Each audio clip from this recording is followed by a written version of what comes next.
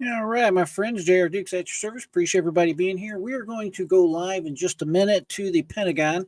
They are scheduled to have a live briefing, and matter of fact, they're right on time. So here we go, All right. Good afternoon, everyone. and I will discuss I'll it start at the speaking at end. the If you top, have and any then please questions, put jump them in the into your comments, please. questions. Yesterday, Secretary Austin spoke with Minister of Defense Gallant regarding the negotiations for the release of hostages and a temporary ceasefire. Secretary Austin also raised the need to consider alternatives to a major ground operation in Rafah, while reiterating the shared goal of defeating Hamas. The two also discussed the need to do more to protect civilians and urgently increase the flow of aid into Gaza through land crossings.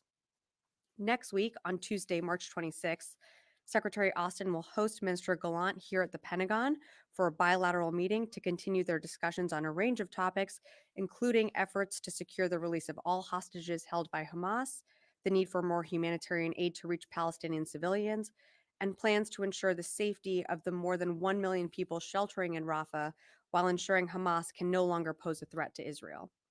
This bilateral meeting is separate from the meeting announced by the White House following a call with President Biden and Prime Minister Netanyahu, in which the Prime Minister agreed to send a senior interagency team composed of military, intelligence, and humanitarian officials to Washington. In other news, the Bob Hope class vehicle cargo ship Roy P. Benavides, a large medium speed roll on roll off ship, departed its pier in Newport News, Virginia today, carrying heavy equipment and material needed to construct the temporary pier to support the flow of humanitarian aid into Gaza. The Benavides is transporting components for a floating modular pier system, which will be delivered to the U.S. Army's 7th Transportation Brigade, who will construct the temporary pier in the Mediterranean. This capability, known as Joint Logistics Over the Shore, or JLOTS, will allow for ship to shore cargo distribution and is part of the broad U.S. government's efforts to provide food, water, and other forms of humanitarian aid to Palestinians in Gaza. In other news, the department extends its deepest sympathies to the family and friends of General Al Gray, the 29th Commandant of the Marine Corps, who passed away yesterday in Alexandria, Virginia. As Commandant, General Gray made significant contributions to the warfighting capacity of the Marine Corps, most notably the development of the Maneuver Warfighting Doctrine and the publication of the Fleet Marine Force Manual that remains the foundation for how the Marine Corps thinks about, prepares for, and executes all operations. While he was responsible for establishing the Marine Corps University, he was also a Marine's Marine. And he famously remarked that, quote, every Marine is first and foremost a rifleman. All other conditions are secondary, end quote. A full obituary will be released shortly, but for additional information, please contact the Marine Corps' Communication Directorate. And finally, in sad news, today is Ryo Nakamura's last day here at the briefing room. He's been an outstanding international member of the Pentagon Press Corps for more than 4 years now, and we appreciate all of his professional work reporting on important issues. Rio, safe travels home to you, to Japan, and best wishes to your family. And I think with that, we should give you the first question. Good. Thank you so much, Sabrina. Thank you very much for your kind words. Yeah, I want to ask you about AUKUS. The, uh, earlier today, the Deputy Secretary of State, Kurt Campbell, said the Japan's participation in AUKUS Pillar 2 is under consideration. Does the Pentagon assess that Japan has a potential to contribute significantly to advance cutting-edge defense technology development? Yeah, thanks, Rio, for the question. And again, we'll certainly miss seeing you here, so you'll have to come visit and stay in touch. In terms of what you're referencing, I would refer you to State and the White House for any additional information. Um, as you know, Japan is one of our oldest allies in the region. Our relationship right now is closer than ever, but at this time, I just don't have anything to announce. Separately on the AUKUS Pillar 1, the nuclear power submarine, Yeah. that there are growing concerns that the delivery of the submarine to Australia could delay since the administration reduced the funding request for the submarine earlier this month. So is the Pentagon still confident that you can start delivering the submarine in early 2030s, or are you open to revising the timetable moving ahead? Well, so our commitment to AUKUS is unwavering. In terms of timeline on delivery, I'd refer you to the Navy to speak more to that. But I think this is a good reminder that we are well into fiscal year 2024 and we still don't have a budget. Um, we are in the process of now going through our FY25 budget proposal to Congress, and we still don't have a supplemental passed by Congress. So, again, I would refer you to the Navy to speak to the timelines of, and more specifics, but it all has to go back to the budget. And the quicker, the faster that we can get a budget approved by Congress, we're going to meet those benchmarks and we're going to meet those timelines. If we experience delays like we are experiencing right now, we're operating with one hand tied behind our back, and we certainly could fall behind. But for more specifics, I'd refer you to the Navy. AP Tara Cott. All right, thank you. First on Minister Gallant's visit, what's different about this visit? They talk on the phone all the time. We still see increased civilian casualties in Gaza. There's still not an open gate for additional humanitarian aid. So why is Minister Gallant coming here, and how is the Secretary going to push to try and get some of these more strategic goals answered? Well, the Secretary regularly engages with partners and allies through phone calls and in-person meetings. Minister Gallant was coming to Washington, D.C. This was a meeting that was set up a few weeks ago. So it's just an opportunity to meet face to face, just like when the Secretary travels to the region, he goes and meets with many of his counterparts that he has regular phone calls with as well. Sorry, and your second question. Well, so just to press on that more, I mean, do you think that the in-person visit will make more of a difference than these phone calls have in getting more humanitarian aid through? I think it's another opportunity to discuss the urgent need for humanitarian aid to flow into Gaza. That's something that certainly the Secretary impressed upon Minister Gallant, not just in the call yesterday, but in every single phone call he has. A face-to-face meeting is just another opportunity to engage. It's a good opportunity for them to see each other in person. They will discuss also what is happening in the region, what is happening at Rafah. But again, I just want to remind you that this is separate from that team is going to come following the phone call that the president had with Prime Minister Netanyahu. Okay, and then on the pier, the Benavides set sail today. Yep. So we've got the pier elements moving forward. You've got the sailors and soldiers are starting to move forward. Yeah. What's going to be the Pentagon's role in kind of that final mile? Are you letting contracts for contractors to then deliver that aid into Gaza? What's kind of the final piece looking like? So that's still something that's being worked out right now. And in terms of the distribution, that's not something that the U.S. military will be involved in. We are, the logistics, setting up, coordinating the movement of the humanitarian aid from either the floating pier or to that floating causeway. But that's something that, in terms of how the distribution of aid is going to happen once it gets into Gaza, that's not something that we're handling. In terms of contracts or how that's going to be done, whether it's through partners and allies, NGOs, I just don't have that for you right now. We're going to get there though. Okay, so just to be clear, but will the Pentagon actually let the contracts that would distribute that final mile, or is that going to be state, or do we know actually who's going to be handling that? There will be no U.S. military on the ground in Gaza. So again, who's handling that? I just don't have that for you. The agencies, who's going to be responsible for doing the contracts? I'm not sure at this time who would be responsible for doing the contracts. It might be, again, a partner or an ally that takes this on. This is an interagency effort, but I just don't have more to provide at this time. Just one last Sure. on Niger. Assistant Secretary Wallander said today that the CNSP has not officially asked U.S. military troops to leave.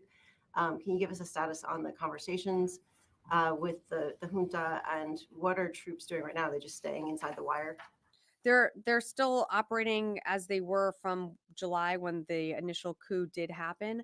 We've consolidated our presence to 201. From an interagency perspective, from the department and State Department as well, there are ongoing conversations with the CNSP to discuss the path forward, but I don't have a further readout of those conversations. All I can tell you is that they're ongoing, and when we have more to share, we certainly will. Great. Phil? Yeah. Just on the timeline for the pier, General Kurlitz said today that he thought it would be, he seems just a slightly faster timeline, that they'd perhaps be in place in mid-April. Can you just give us a sense, has the timeline been shortened or is it still up to 60 days from the original date that you announced? I think it's still up to 60 days from when we initially announced it, which was, I think, now go about 2 weeks ago, approximately. Of course, if that period shortens or gets expedited in any way, that's great, and we want to see that. But we're allowing ourselves some time to allow those ships to get there. So we still, I think what General Kurla said is approximately mid-April. That sounds accurate. I'm not doing the math up here in terms of like 60 days from when we announced, but that's about right. Yeah. I'm going to go to the phones and then happy to come back in the room. Jeff Schogel, Task and Purpose. Thank you. I just wanted to double check to see if you were asked earlier if the DoD is making any plannings for a non-combatant evacuation operation from Haiti. I just wanted to see if anything has changed, if DoD is looking into a possible need for Haiti. Thank you. Thanks, Jeff, for the question. So right now the mission is securing that embassy, augmenting our security, as you saw with the Marine Fast that went in just earlier last week. That's the mission right now. The embassy is still open, operating as it normally would. The State Department has contracted some flights for American citizens who are looking to leave. But that is, if that is their decision, it's not that a NEO has taken place. Again, our focus right now is just the embassy and embassy security, and that's what our folks on the ground are doing. Heather, USNI.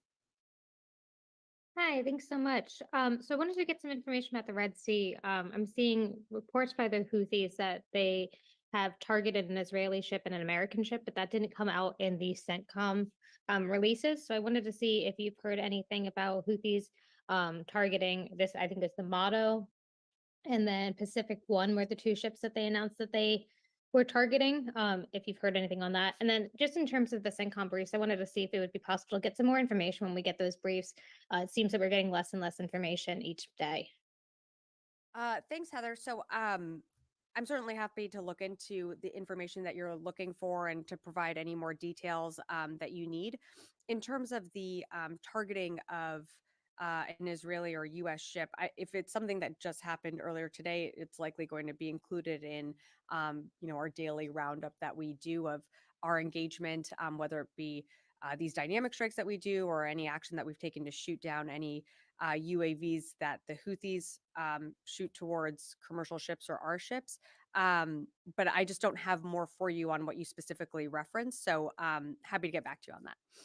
And last question from the phone, and then I'm happy to come in the room. Eric Schmidt, New York Times. Sabrina, you mentioned in Niger, the U.S. forces are continuing to do what they were doing. Does that include the drone flights for force protection? Are those continuing out of 201? Thanks, Eric. So we are continuing to fly ISR for force protection, but it is only for that reason. Thanks. I'll come back in the room. Yeah, over here. Yeah, I have a couple on Ukraine. We hear more and more talks on the Hill about providing aid to Ukraine as a loan, and even some Democrats are saying that they might be open to this idea. Mm-hmm. Do you consider such an option, providing military assistance to Ukraine as a loan? As a loan? That's still something that's being worked out through Congress. I'm not going to get ahead of that process. I think I spoke to this recently, but Ukraine is right now in the fight of its life, and every day trying to fight back for its sovereign territory. Very difficult to also burden a nation that's in the middle of a war with a loan program. That being said, that's something that's being worked out with Congress. I'm just not going to get ahead of that process. I have another one. Sure. So the Atlantic reports that the Ukrainian military believes that Russia is using satellite imagery provided by private U.S. companies like Naxar and Planet to conduct its missile strikes on Ukraine. Have Ukrainian counterparts raised this issue with the Pentagon? And if yes, is there anything that could be done to limit access to satellite imagery over Ukraine? I've seen those reports. I just can't confirm that at this time. We'll continue to look into that. And then if I have more, I'm happy to get back to you on that. Yes, Brad. Yeah, there are reports that U.S. troops are stationed permanently in the Taiwan Strait. Can you confirm that at all and like say anything about what their role is and how many troops are there? I don't have anything for you on that. We maintain a presence in the region.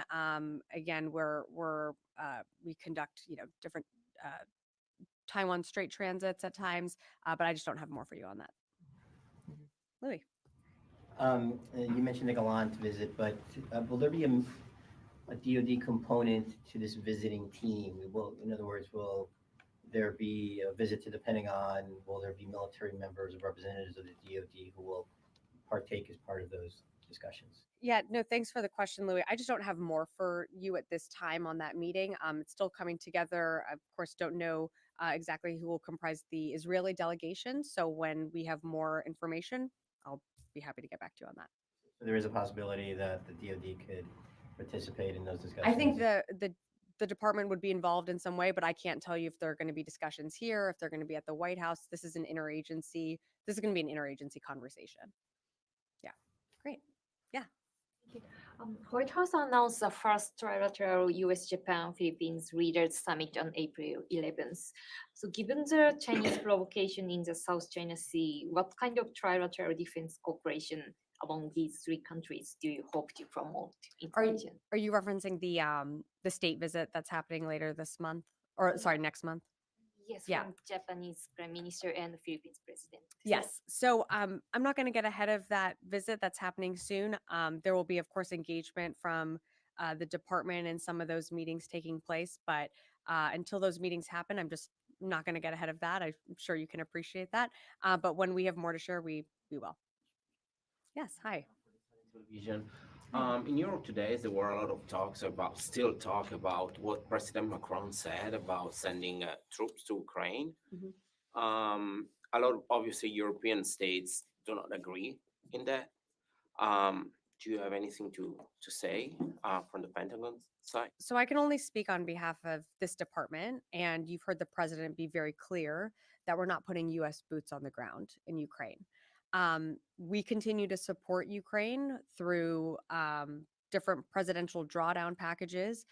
We did just do an emergency drawdown package a few weeks ago, but consistently we had packages going almost weekly to Ukraine, and that stopped in December because we don't have any more money left because we don't have a supplemental. But that's the best way we're supporting Ukraine. We know Ukraine right now is having to make strategic decisions about having to withdraw from certain areas in order to fortify their defensive lines. Those are really hard, tough decisions and decisions that they're having to make because we are not able to supply them with the capabilities, the systems that they need because we don't have that authorization from Congress. So the best way we can support Ukraine is to have Congress pass a supplemental so we can continue to draw down these packages. And you've heard the Secretary of Defense. He just convened the Ukraine Defense Contact Group earlier this week, and he said very forcefully that we're not going to let Ukraine fail, and we're not. But we do need Congress's help in order to get Ukraine what it needs. So no sending. There's no intention to send in the near future, at least, any troops. President Biden has been very clear that there will be no boots on the ground in Ukraine. Yeah, of course. Yes, and then I'll come over to you. Yeah, go ahead.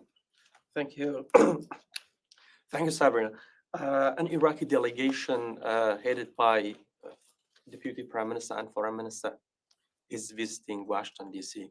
To your knowledge, do they have any scheduled meeting with the Secretary or any defense official about HMC? I don't have any meetings to preview or announce today. Yeah. Quick follow-up Sure. on JLOT's plan. Is there a estimated budget of what this is going to cost yet?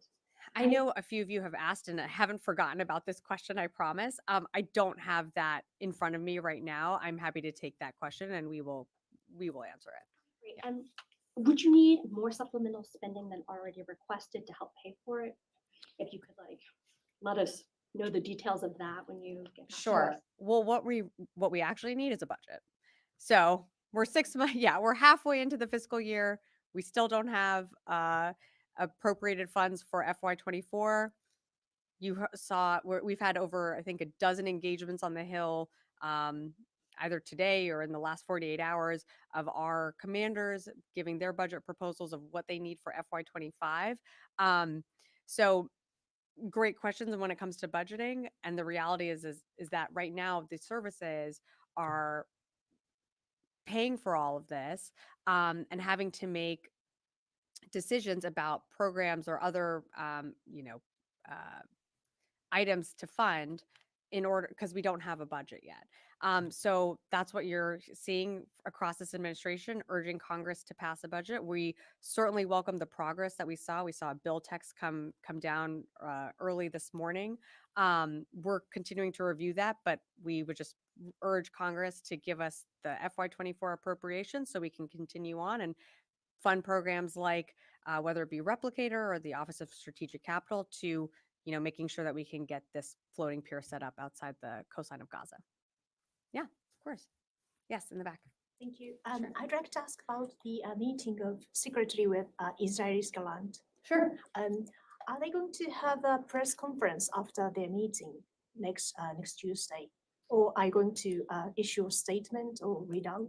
Yeah, we usually do a readout following any bilateral meeting. I don't have anything to preview on any type of press event, but usually with all bilateral meetings, we have a press spray component that's open at the top of the meeting. Yeah, great. All right. Short briefing. Oh, yeah, we got one more. Okay. No problem.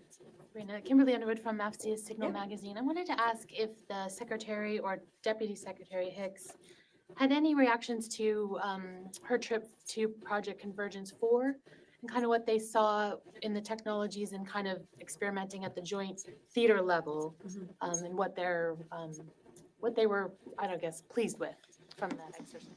Are you talking about the deputies' travel earlier in the week? Yeah, or last week? Yeah. I think there was a readout from that trip. I would direct you to that. I just don't have more, but again, the deputy is very focused on some of the issues that you mentioned, but I just wouldn't be able to go beyond the readout that was issued. All right. Thanks, everyone. And Rio, again, congratulations, and look forward to staying in touch. Thanks, everyone. All right, my friends, that was the current serving Deputy Pentagon Press Secretary, Sabrina Singh, briefing the nation directly from the Pentagon. And of course, there is a ton of stuff going on all over the place. I want to take a quick minute and thank everybody for joining me for this quick press conference. She normally does a pretty good job. I agree with you, Sapphire. I enjoy listening to the vast majority of her press conferences. And obviously, this was brought to you live. She touched on a wide range of subjects. Let's just call them subjects, problems going on around the world. Obviously, you still have the Houthis and the Red Sea. That's that terrorist organization in the country of Yemen that is seemingly constantly firing rockets provided by Iran at U.S. ships and member country ships that they believe are taking goods, vehicles, machinery, whatever, to Israel. They are allegedly doing that. And of course, it's simply a proxy for the terrible, evil government there in Iran. She touched on the Gaza-Israeli war. The news there is essentially what we kind of already know, and that is they are working towards building a pier to fund I should say just to provide aid. They're trying to get aid into the people that are starving there in the Gaza Strip. And I agree with, I think it was Lenny commenting that we got to stop funding both sides of the war. That is absolutely true.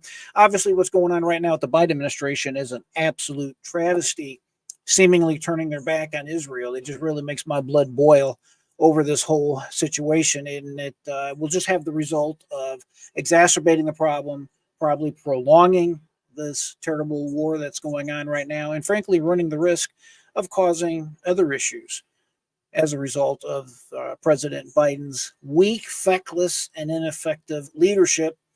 They want a two-state solution, and I have to agree. There is a two-state solution that should be imposed, and the reality is the two states are the states of Michigan and Nevada.